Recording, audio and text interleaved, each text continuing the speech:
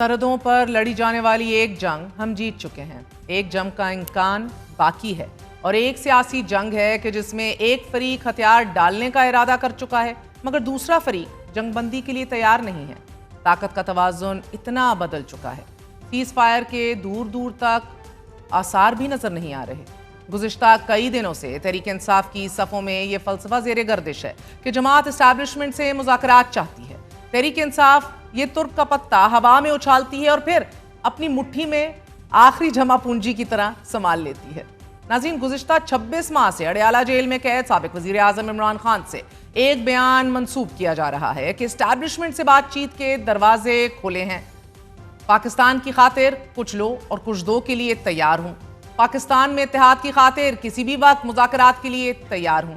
मैं सिर्फ इंसाफ चाहता हूं, मेरे केसेस जल्द से जल्द सुने जाएं। ताहम सेनेटर अली ज़फ़र का आज इमरान खान से मुलाकात के बाद मीडिया से गुफ्तगू करते हुए ये कहना था कि बानी पीटीआई ने फिर वाज़े किया है कि अपने लिए कोई गिव एंड टेक नहीं है मगर मेरे दरवाजे एस्टैब्लिशमेंट से बातचीत के लिए खुले हैं। खान साहब ने आज बड़ा वाज़े कह दिया कि कोई गिव एंड टेक नहीं है, हमें सिर्फ मेरे दरवाजे सिर्फ खुले हैं, सिर्फ और सिर्फ एस्टैब्लिशमेंट से डायरेक्टली बात करने के लिए नेशनल इशूज़ पे, यूनिटी की खातिर, इत्तेहाद की खातिर। इसके अलावा मैंने कोई अपने लिए कोई चीज़ ना मांगना है, लेकिन पाकिस्तान के लिए अगर तुम ऐसे बात करना चाहता है तो मैं तुम्हारे लिए। अलीमा खान के एक बयान की बात गश्त है जिसमें उन्होंने कहा कि गिव एंड टेक, उसके ऊपर उन्होंने क्लैरिफाई कर दिया है कि वो गिव एंड टेक सिर्फ उस हद तक है कि पाकिस्तान के लिए अगर कोई बात करना चाहता है तो बात करे, लेकिन मेरे लिए कोई गिव एंड टेक का सवाल पैदा ही नहीं होता। अगर करना होता तो मैं पहले कर चुका होता, 600 दिन में जेल में ना गुजारता। उन्होंने आज दोबारा ये कहा है कि मैं सारे जो जितने लोग हैं, जितने पार्टी में अहदेदारान हैं, वो सारे तैयार हो जाएं मूवमेंट के लिए। अब मैं बर्दाश्त नहीं करूँगा अगर कोई सामने ना आया। और इसी कॉन्टेक्स्ट में मैंने ये बात की थी कि कोई मैं दो तरफ कोई खेल रहा है तो मैं इजाज़त नहीं दूँगा। आज ही 190 मिलियन पाउंड केस 5 जून समाअत के लिए मुकर्रर हो चुका है, लेकिन इससे पहले आपको बताते चलें कि आज इमरान खान से पार्टी रहनुमाओं की मुलाकात का दिन था।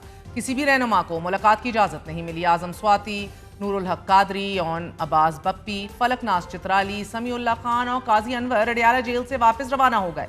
अडयाला जेल के बाहर मीडिया से गुफ्तगू करते हुए अलीमा खान का यह कहना था कि जब टेबल पर बैठे गिव एंड टेक हो तो इमरान खान अपना मौक़िफ़ रूल ऑफ लॉ, जमहूरियत की बहाली वो कैसे छोड़ सकते हैं। इमरान खान कह रहे हैं कि जब हम सारे ये जुल्म सह सकते हैं, पार्टी के अहदेदार भी फैसला कर लें, मजबूत होकर खड़े होना है और अगर ये बोझ बर्दाश्त नहीं कर सकते तो ओहदा छोड़ दीजिए। अलीमा खान का कहना था कि हमारे साथ बैठकर बात कीजिए, हमें बताइए कि बानी पीटीआई क्या करें और आपको क्या चाहिए कि जो उन्हें रिहा कर सकता है।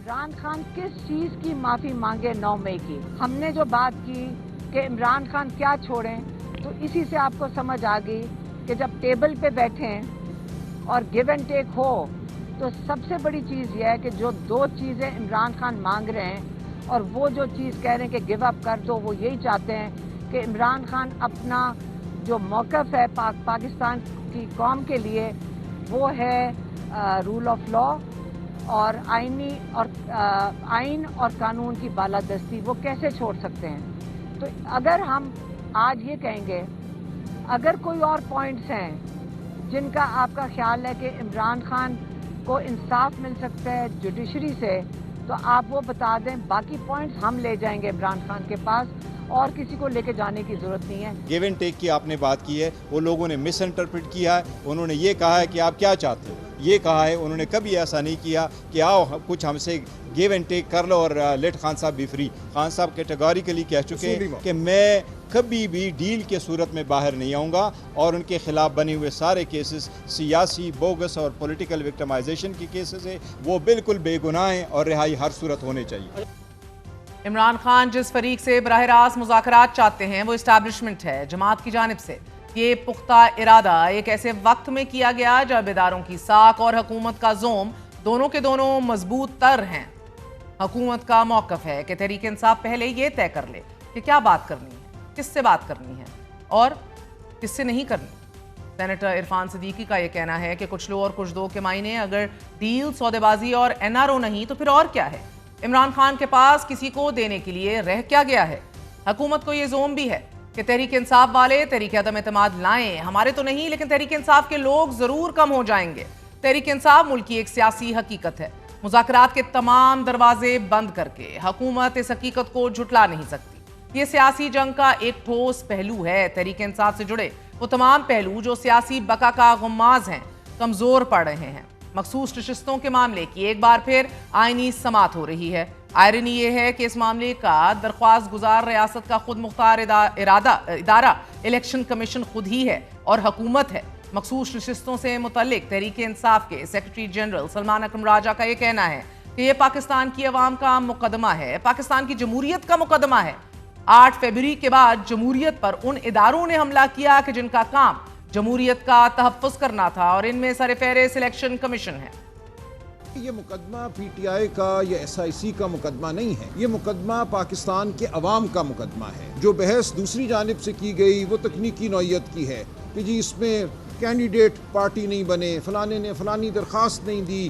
جو اکثریتی فیصلہ ہے 12 جون 2024 کا وہ ایک عظیم الشان فیصلہ ہے جس نے یہ کہا ہے کہ ہمارے سامنے پیش ہونے والا فریق در حقیقت پاکستان کے 25 کروڑ لوگ ہیں. یہ ایس آئی سی یا پی ٹی آئی کا مقدمہ نہیں ہے, یہ پاکستان کی جمہوریت کا مقدمہ ہے. 8 جج صاحبان نے یہ کہا کہ الیکشن کمیشن اپنی ذمہ داری نبھانے میں ناکام رہا.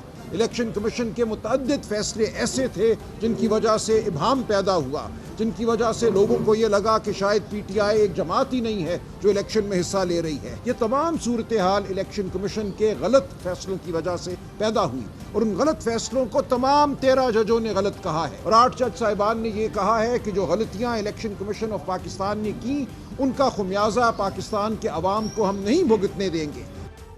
سیاسی بقا کی اس جنگ میں جماعت کا اپنا کردار بھی سوالیہ نشان رہا ہے. جماعت کی صفوں میں عدم اعتماد, جماعت میں موجود اہم عہدوں پر عدم اعتماد, تنظیمی کمیٹی کی تنظیم نو اور اب سیاسی کمیٹی پر تحفظات ہیں. ناظرین, اطلاعات ہیں کہ پاکستان تحریک انصاف پنجاب کی چیف آرگنائزر عالیہ حمزہ کو عہدے سے ہٹا دیا گیا ہے, جس کے بعد پنجاب میں تنظیمی معاملات چلانے کے لیے 4 رکنی کمیٹی تشکیل دے دی گئی تھی. عمران خان نے پنجاب میں بنائی جانے والی 4 رکنی سیاسی کمیٹی پر بھی تحفظات کا اظہار کر دیا ہے. سیاسی کمیٹی میں سلمان اکرم راجہ, عمر ایوب, احمد خان بچر اور عثمان اکرم شامل تھے. صحافیوں سے غیر رسمی گفتگو میں سینیٹر علی ظفر, وکیل عالیہ حمزہ, علی عمران اور وکیل فیصل چودھری نے اس خبر کی تصدیق بھی کر دی ہے. تحریک انصاف کی گرفتاری کے بعد گزشتہ 2 برسوں کے دوران ہم دیکھ رہے ہیں کہ 4 مرتبہ پنجاب کی صوبائی اور لاہور کی قیادت کو تبدیل کر دیا گیا ہے. ہر جنگ کا اختتام جنگ بندی ہے. طویل لڑی جانے والی جنگوں کا کوئی حاصل وصول بتایا جاتا ہے کہ نہیں ہوتا. وہ جنگ جو زمین پر لڑی جائے یا سیاست کے ایوانوں میں, انیویٹبلی بات چیت ضروری ہے. لیکن اب ایک بڑی پیش رفت, بڑی ڈیولپمنٹ میں 190 ملین پاؤنڈ کیس میں عمران خان اور بشرا بی بی کی سزا معطلی کی درخواستیں سماعت کے لیے مقرر کر دی گئی ہیں. سزا کے خلاف درخواستوں کی سماعت 5 جون کو ہوگی. اسلام آباد ہائی کورٹ کے قائم مقام چیف جسٹس سرفراز ڈوگر اور جسٹس محمد آصف سزا معطلی کی درخواستوں پر سماعت کریں گے. 17 جنوری 2025 میں اڈیالہ جیل میں قائم احتساب عدالت کے جج ناصر جاوید رانا نے 190 ملین پاؤنڈ کے ریفرنس میں عمران خان کو مجرم قرار دیتے ہوئے 14 سال قید اور ان کی اہلیہ مجرمہ بشرا بی بی کو 7 سال قید کی سزا سنائی تھی. تحریک انصاف کی جانب سے متعدد بار 190 ملین پاؤنڈ کیس کی سماعت کے لیے درخواست دی گئی تھی. آج ہی علیمہ خان کا یہ کہنا تھا کہ عمران خان کے کیسز لگوائے نہیں جا رہے اور اب ججز کے پاس یہ اختیار ہی نہیں ہے. حکومت کی طرف سے کہا جاتا ہے ججز کے کیس ہی نہیں لگاتے, لیکن آج ہمیں عدالت جانے نہیں دیا گیا اور جج نے کئی مرتبہ کہا کہ ان کو اندر آنے دیں. آج جج اتنے ناخوش تھے, جج اس بات پر عدالت سے اٹھ کر چلے گئے کیونکہ ان کا حکم نہیں مانا گیا. عمران خان آج کہہ رہے تھے کہ جہاں آئین کی پاسداری نہیں کی جا رہی وہاں جج کچھ نہیں کر سکتے. ایک آفیسر حکم کرے کسی کو اندر نہیں آنے دینا تو جج کچھ نہیں کر سکتے. ہائی کورٹ کے آرڈر کی کوئی حیثیت نہیں ہے. اسی حوالے سے آج ان کا کہنا تھا کہ میں صرف چاہتا ہوں کہ میرے کیسز جلد سے جلد سنے جائیں. اور اسی حوالے سے آج ہی بڑی خبر اور بڑی ڈیولپمنٹ سامنے آئی ہے کہ اب 190 ملین پاؤنڈ کا کیس سماعت کے لیے 5 جون کو مقرر ہو گیا.